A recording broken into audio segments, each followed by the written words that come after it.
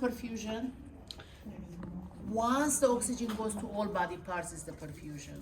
All right, so for that reason, how do we check the perfusion? So in clinical practice, what do you do? SPF. Very good. So what do? You pinch, or you press. All right. So what is this? Like, you're gonna say capillary refill less than 3 seconds or 2 seconds, and then you do the same thing to the toe. All right. What happens? Like if I pinch, what happens to the color? Turns white. It turns white. What does that mean? Blanches. What does blanches mean? It turns white. Why it turns white? Because like we cut the perfusion. Blanch. Yeah, it blanches, right? So we cut the circulation, we cut the perfusion. Now blood is not coming because I pinched.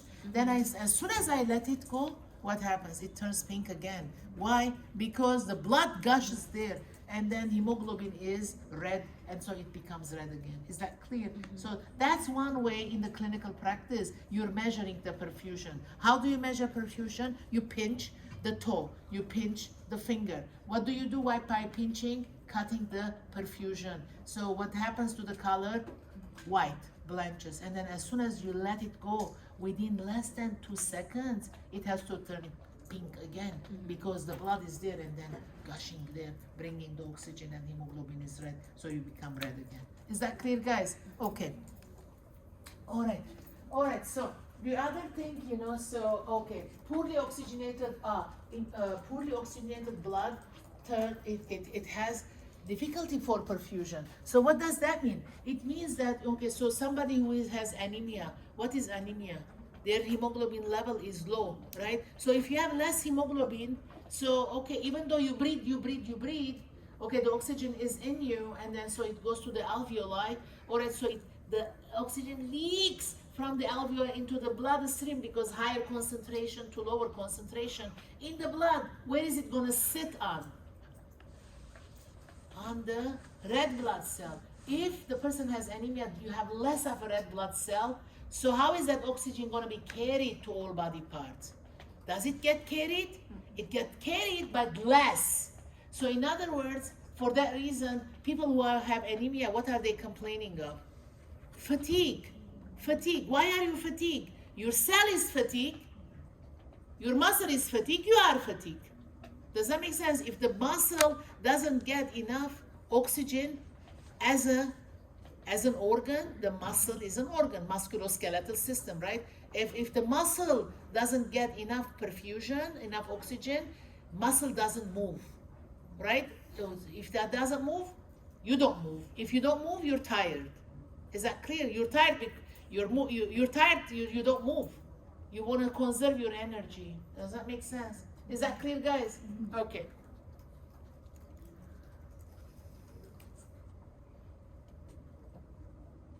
What else, like the CV system, it inhibits perfusion, impaired.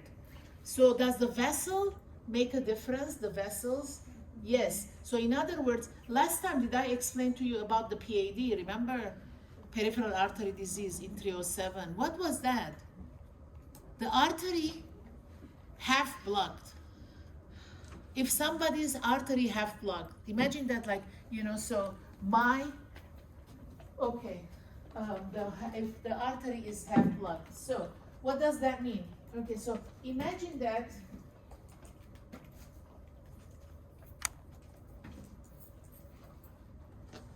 if this is the heart, right? So this is the left ventricle. What is this? The aortic valve. And then the aorta. So aorta is like an arc of the aorta, comes down. So this is the abdomen. All right, so this is the abdomen. Okay, so the abdomen. And then, so this is the umbilicus. 2 fingers above the umbilicus. What happens? The aorta bifurcates. Okay, it becomes what? 2, because it's going to go to the leg. This is too big of an abdomen. Okay, so what is this? This is the leg. All right, so do you see this is umbilicus? All right, so 2 fingers above our umbilicus, the aorta bifurcates and it goes each leg. So if this is responsible to bring all the oxygenated blood all the way to the toes. Is that clear, guys? So if this artery is half blocked, half of it is blocked. So how is the blood? It's having difficulty to reach to the toes. Am I making sense? Because there is less of it being perfused. Why? Because the artery itself is blocked. Is this clear? So does this affect the color of the skin also? Yes. Okay, so because there is less of an oxygen, so it turns into purple, a little bit purple. All right, so this is the PAD, peripheral artery disease. Is that clear? So what is the significance of this? Like, what are the patients complain about this? Intermittent claudication. What does intermittent claudication mean? What is intermittent? On, off, on, off. Intermittent. What is intermittent? On, off, on, off. When is it? What is claudication? Pain. All right, so there is on, off pain. When is the pain? When I walk. Why?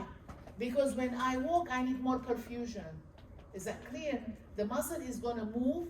If the muscle is going to do more work, it needs more oxygen. Am I making sense? All right, so when I'm walking and then my arteries have blocked, so what am I going to feel? Pain.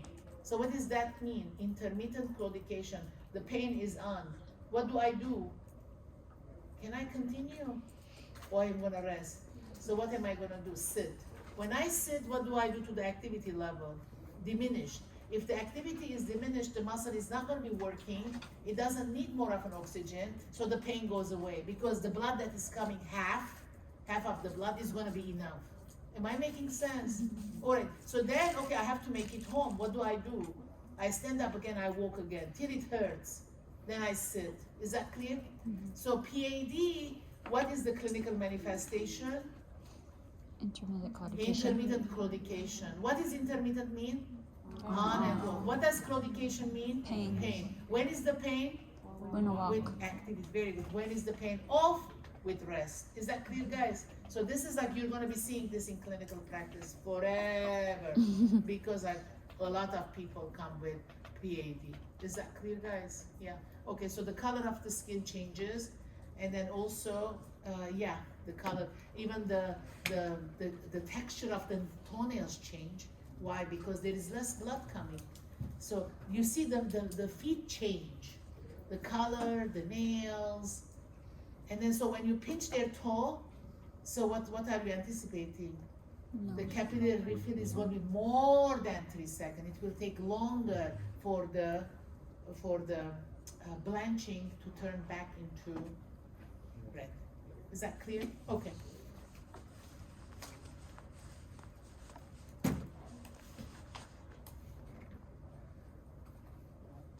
Okay, so, all right, okay, let me explain, this is kind of, okay, so let me explain this a little bit, that has, where was that picture? Okay, last time I explained this. Let me explain this, it's 10:50, okay, let me explain this, guys, okay, now, okay, so this happened.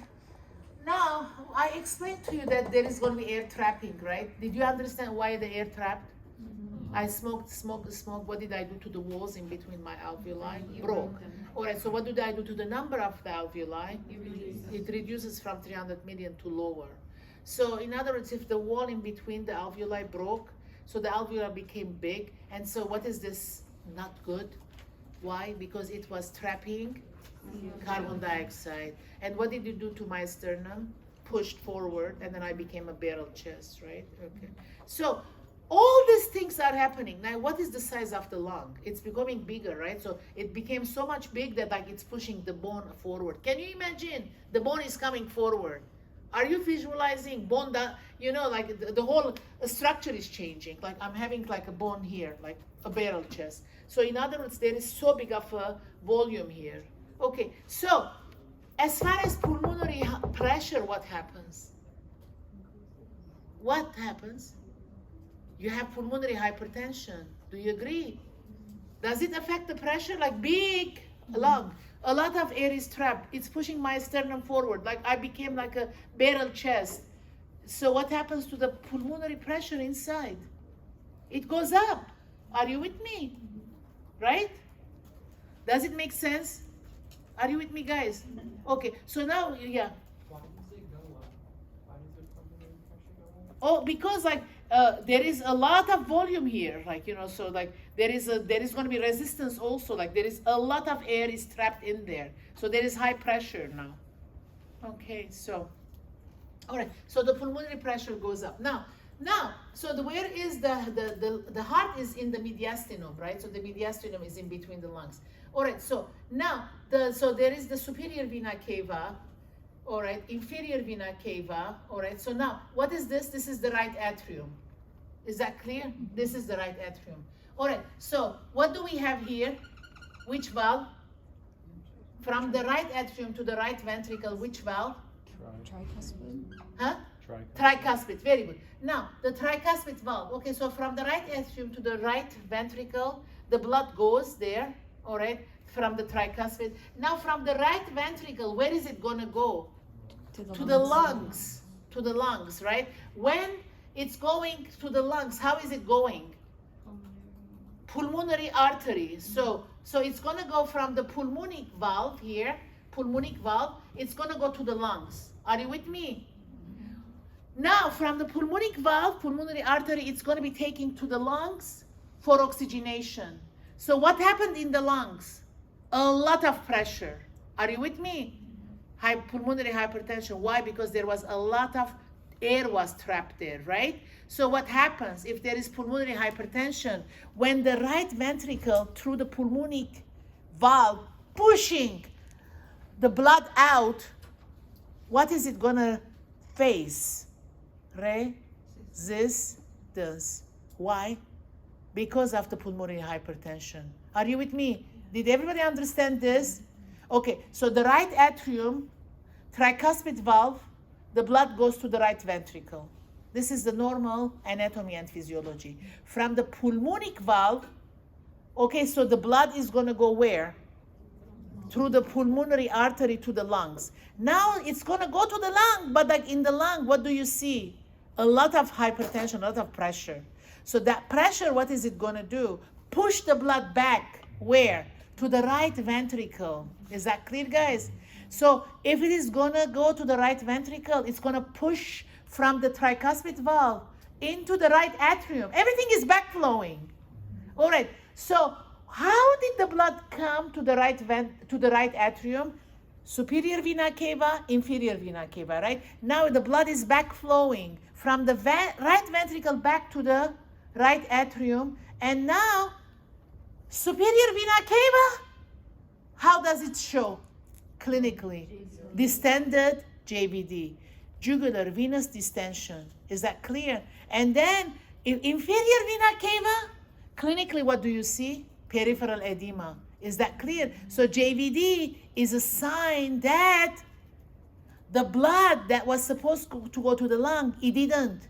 It is backflowing.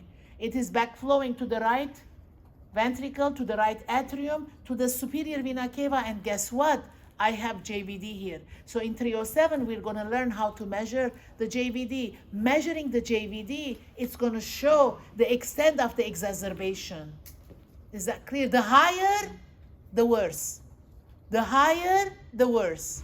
So it means that there is so much pressure that everything is coming back. Is that clear? Yeah. Quick question. So initially you have this pulmonary hypertension, and that is caused by trapping air. So if you have that COPD, Yes. you trap air. Yes. You increase pressure. Yes. Okay. Yeah.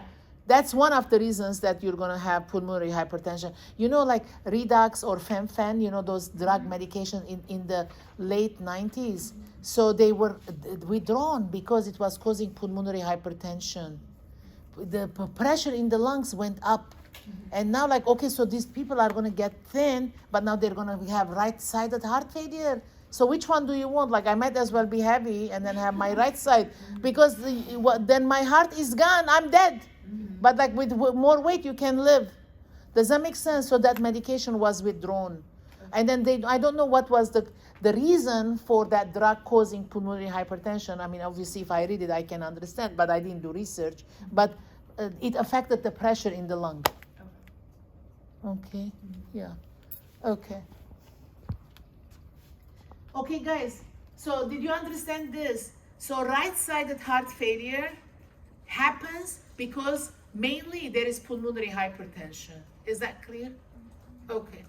Last week I explained to you left-sided heart failure. Who did the left-sided heart failure? Do you remember? The resistance and the aorta. I think it's Who did it? this like the- Uncontrolled hypertension, right? Okay, let me explain it here. Okay, so right-sided heart failure, what's the cause? Pulmonary hypertension. How does it show clinically on the body? JV Jugular distension. venous distension and and peripheral peripheral edema. Which one happens first? That.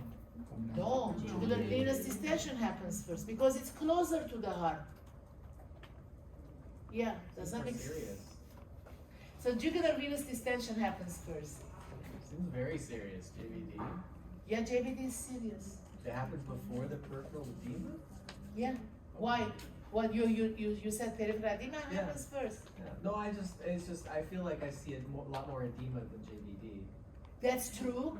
That's true because medications cause peripheral edema also.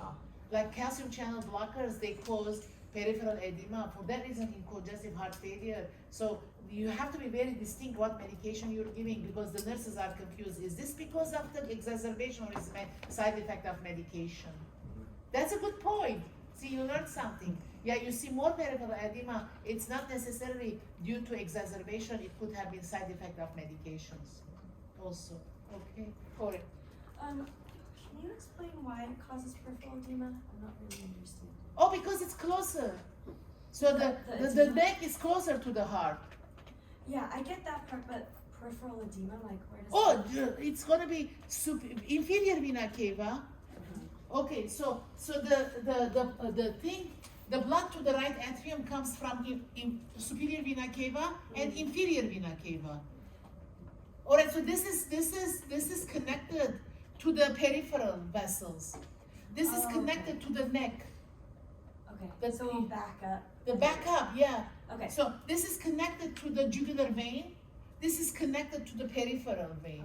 Oh, Is okay. that clear? Yeah. So for that reason, now like you have peripheral edema because it's backflowing. These Okay. are veins. These are veins. These are not arteries. These are veins. Are you with me? Because the vein brings the deoxygenated blood to the heart, right? The artery takes it.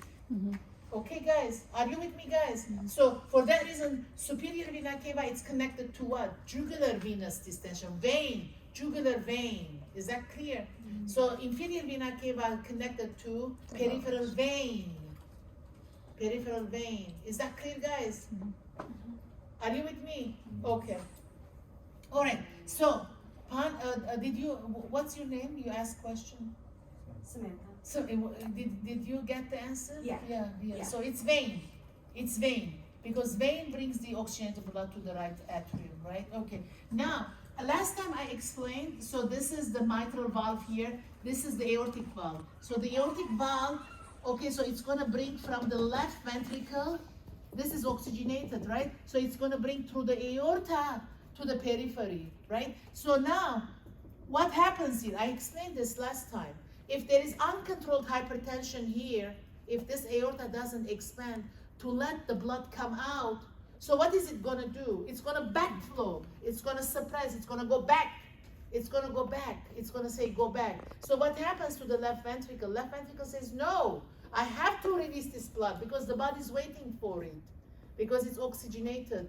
What happened? It's stretched. So what does it release? BNP, remember nucleopeptides, whatever that it's BNP. All right, so I explained this last time, right? So new muscle builds. Do you see now? So in other words, in the right-sided heart failure, who's the cause? Pulmonary hypertension. In left-sided heart failure, what's the cause? Mainly peripheral resistance. Who's the peripheral resistance? This aorta, the wall is thick and it's pushing the blood back. It's not dilating. Are you with me? Yeah. If there is somebody has like very obese, like what is that? Weight. What is weight? Peripheral resistance also. Is that clear? So for that reason, people who have hypertension, what are we saying? Lose weight, right? Okay, because you want to decrease the peripheral resistance. Is that clear, guys? Are you with me? Are you doing the distinction? Okay. Right-sided heart failure, reason? Pulmonary hypertension. Pulmonary hypertension. Okay. Okay, one, okay. And then left-sided heart failure, reason? Peripheral resistance. Peripheral resistance. So what is peripheral resistance? Can it be extra weight? Yes. Can it be uncontrolled hypertension? Yes. Yes. Do you see now? Uncontrolled hypertension. If you take blood pressure medication, that vessel is going to be relaxed a little bit. So you're not going to have that peripheral resistance. If you lose weight, the peripheral resistance goes down. Are you with me, guys? Are you doing the distinction? Okay, very good. Okay.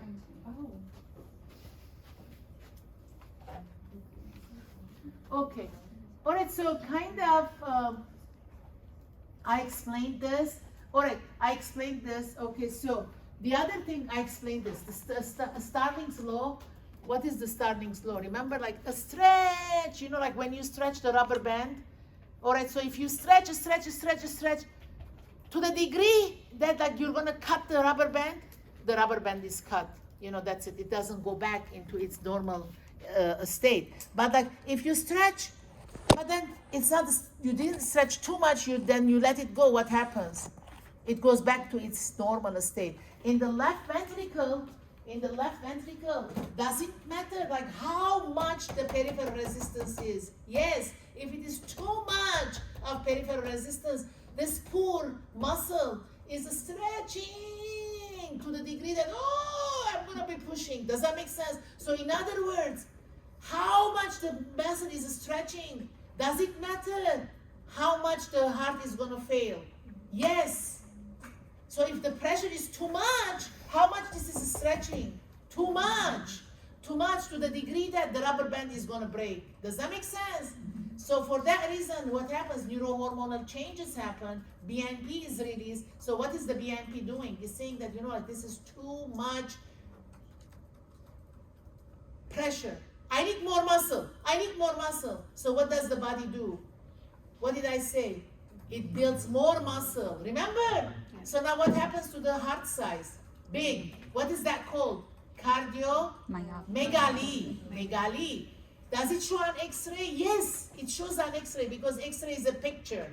So does it show a big heart on the picture? Yes, because the landmarks are bigger. But does it show the type of the muscle? No, it's a picture. Am I making sense? All right, so the landmarks are shown on X-ray. But eventually what happens, this big muscle that was a Band-Aid muscle, it's gonna fail. What does it mean now? What do you have? Cardiomyopathy.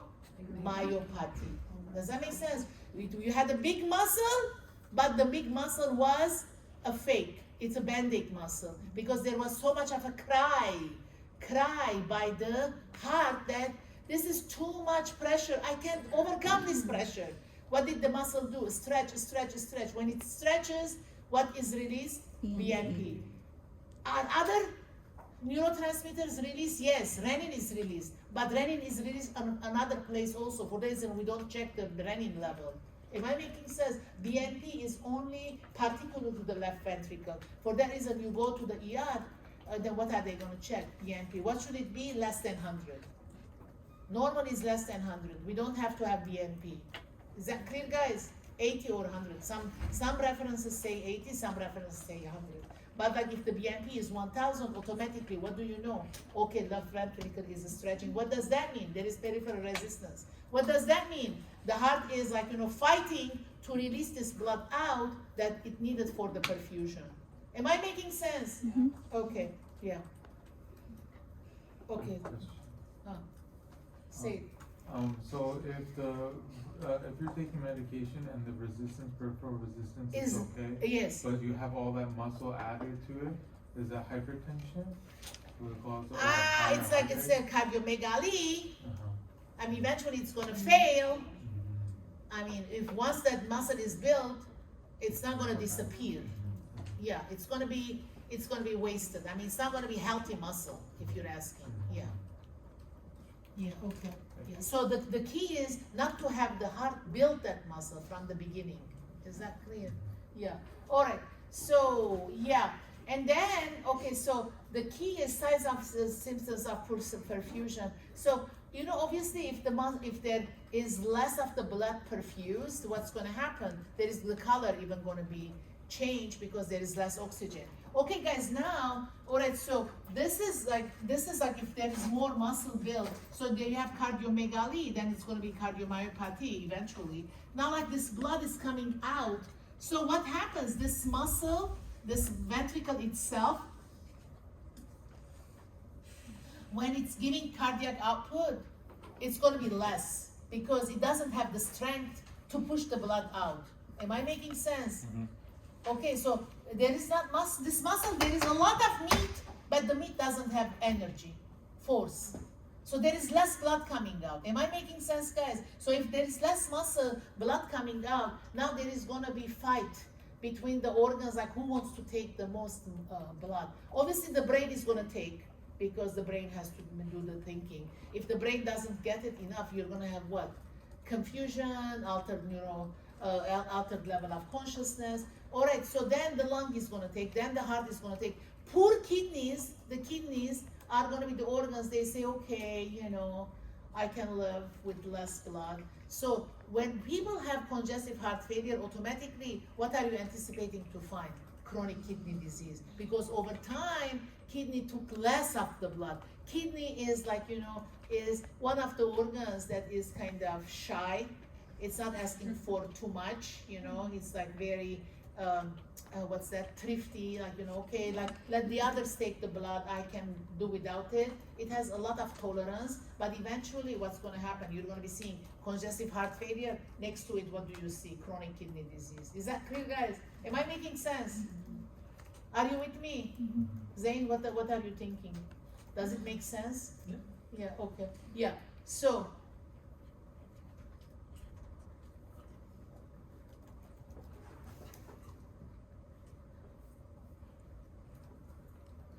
all right.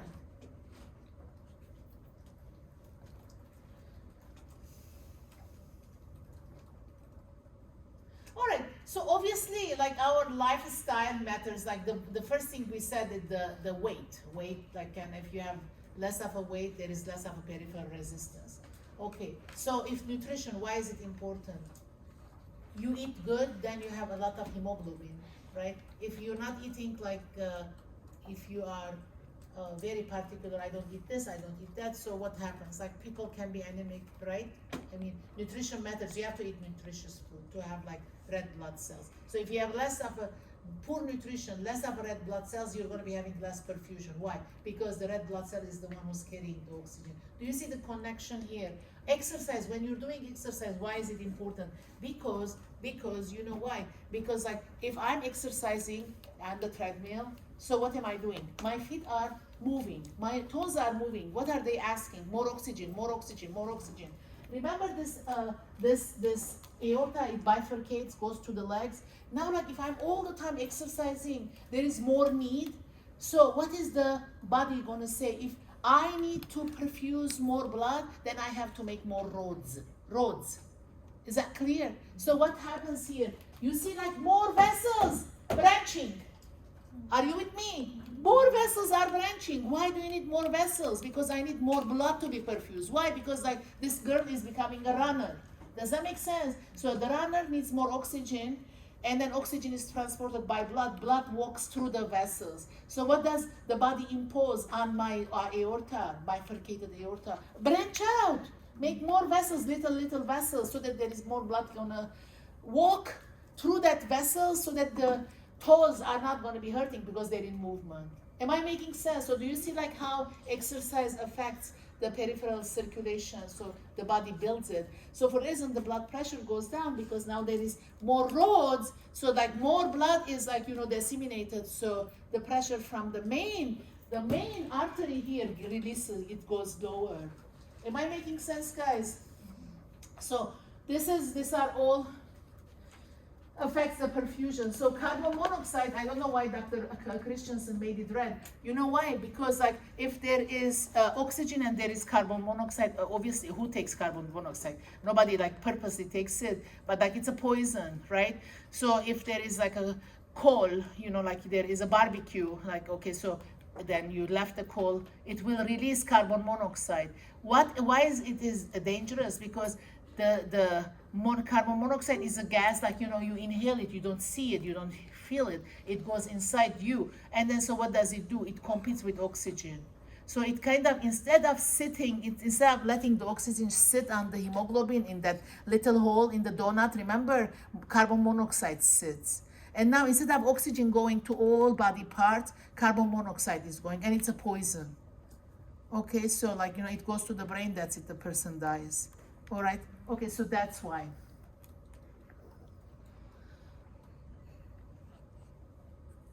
Okay, I think we kind of said this already. Okay. All right. So when we're doing like the physical assessment, breathing patterns, okay, so like how the person is breathing, does it matter? Yeah. If labored breathing, it means that the person is like in pain. If like easily breathing, it means that they're okay, So if they're pursed deep breathing, they have COPD. If they're wheezing, they have asthma. Do you see, like, breathing pattern tells like what's happening inside you, right? So first things first, so the sputum samples, I told you this the last time. If there is a chronic bronchitis, there all the time, because this bronchial tree, there is a lot of sputum. Why? Because the body releases the sputum so that like when you're coughing and expectorating, if there is any allergen here, allergen or irritants, I'm not going to be using the word allergen, irritant, like the smoke is an irritant, so that it will flush it. It will flush it, but if I keep on smoking, then the body is producing the saliva so that I can cough it and then expectorating, and then that irritant will be flushed out. It's going to be washed out. But the body is like producing the saliva more than I can cough and expectorate. Does that make sense? Otherwise, all I'm going to do, I'm going to cough and expectorate. Like, how realistic is that? The only thing you're going to hear is me coughing. There are people like that. Because one time I took my mother to Glendale Public Library. There is a speaker. There is like a literary, like a cultural evening. The person, like, he stood up at the podium and he has bottle of water. Like, he coughs, and he's talking a sentence. Coughs, my mother said, like, what is this? We can't hear anything. All I can hear is cough.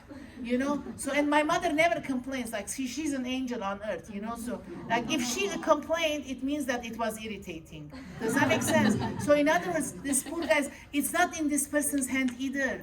Does that make sense? The body is like producing the saliva, and then you have to expectorate it. And then so eventually, like, what are you going to do? Like, all you're going to do, cough and expectorate. Once you stop, then the sputum is going to stay behind, and it's going to thicken. And it becomes thicker as sputum. So these people are like, they're coughing and expectorating like a good volume of a sputum. So when you see these patients in the hospital, I tell them, you kind of spit this sputum. Look at it. Is this your normal? Because they only know they're normal. Is that clear, guys?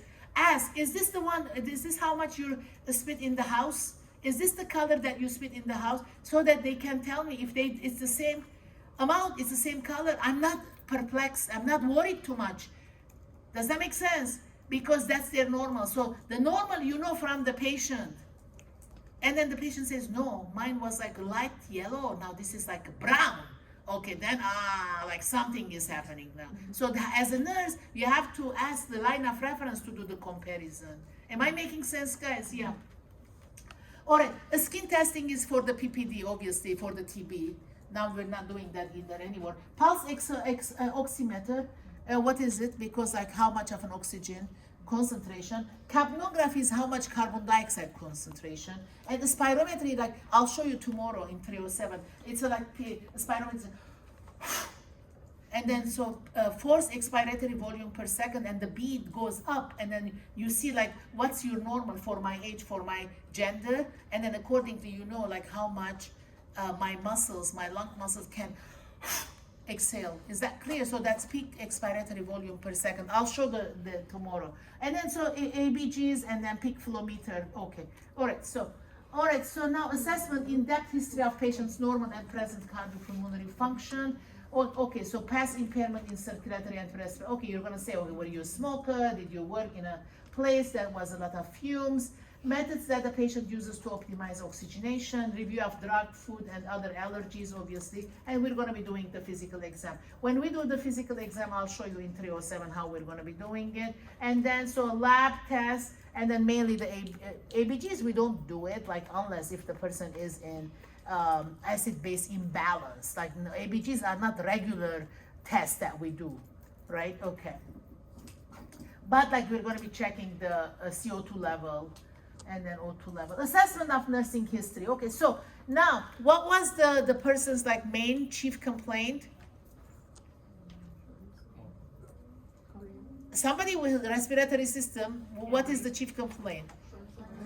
Inability to breathe easy, right? So I'm coming, why am I coming? I'm not able to breathe. For that reason, I'm coming to you, right? So that's the chief complaint. So then what is nursing diagnosis? I'm unable to breathe. For that reason, I came. All right. So the symptom is the nursing diagnosis. Am I making sense, guys? All right. So can you write inability to breathe easy as a nursing diagnosis? Yes. What is it? It's a symptom. I'm telling you, I am unable to breathe easy. That's a nursing diagnosis. That's a symptom. That's a complaint. That's a symptom. I cannot breathe easy. That's a symptom. All right. And I'm telling you, that's a symptom. What is the symptom? I'm feeling. All right. The sign is that you can see. Yeah, you can see cyanosis. You can count my respiration. That's a sign. But the symptom is my feeling to you. Is that clear? All right. So that becomes nursing diagnosis. Is that clear? So, but what is NANDA doing? Standardizing the symptoms terminology. If you don't have the NANDA book, can you write inability to breathe easy? Yes. If you don't have the NANDA book. I don't know all the NANDA diagnoses either. You're not going to be knowing it either. They're always changing. They're adding, they're changing, and you're not anticipated to know. Because in the hospital, it's already in the computer system you selected. Is that clear? And then if you don't have computer system, you have a book to look at it for your care plan. So that's not a big deal. I mean, you have to use the reference. It's not a shame, in other words. Is that clear? But that's the purpose of the NANDA, to standardize the terminology. If you don't have it, you can write, okay, so difficulty breathing. Now, but two things you have to know. As evidenced by DU2. That much you have to know. What is as evidenced by? Like what you see. Respiratory rate of 22, for example. That's evidence. Okay, DU2 what? A disease process that you're going to be writing. Is that clear? COPD, history of COPD. Or history, it's due to pneumonia. Okay, so that one, that's your anticipated from you to know. Are you with me, guys? The symptom is what? The problem, the nursing diagnosis. But just don't write the symptom and then, oh, I'm done. I wrote the symptom, I'm done. No. How did you know the symptom? You have to validate the symptom. Am I making sense? You have to say as evidenced by respiratory rate 22 or as evidenced by patient stating inability to breathe. That's the evidence. You have to give value to the patient's complaint, like whatever they're saying. DU2, what is DU2? You have to know the etiology of that symptom because you have bachelor's in nursing. Am I making sense? You have to know the science behind it. Are you with me, guys? Okay. Okay, so the problem is having difficulty breathing as evidenced by a respiratory rate of 22 due to, and then their COPD or whatever their disease is. Yes. Okay. Yeah, but because, how did you know that? Because you read the HNP. Remember last time, what did I say? Assessment is subjective, objective, and history physical of the patient. Is that clear, guys? Okay, very good. And then what happens? So people who have, like for example, people who are unable to breathe, so what do they have? They can have problems with nutrition. They don't eat well. For the reason the perfusion is a compromise. So is the nutrition another problem that we're going to be addressing? Yes. So in other words, like malnourished, that's not the NANDA, whatever the NANDA is, non-malnourished as evidenced by weight. Weight is only like 90 pounds, right? Okay, and then so as evidenced by the weight being 90 pounds, due to disease process, the COPD, they're not able to eat because all they're doing is breathing. Because if they eat, they cannot breathe. Which one? Does that make sense? So for that reason, you see COPD patients, they're more emaciated. They use the abdominal muscle to breathe. They use the sternocleidomastoid muscle to breathe. They use the trapezius muscle to breathe. Okay, so they're only bone, and then all they're doing is breathing. So nutrition is always compromised. Is that clear? Okay, I'm gonna close the thing here. I think, yeah. Okay. All right. Okay, guys, the class is dismissed. Did you enjoy the class? Yes. Yeah. Okay. All right. There.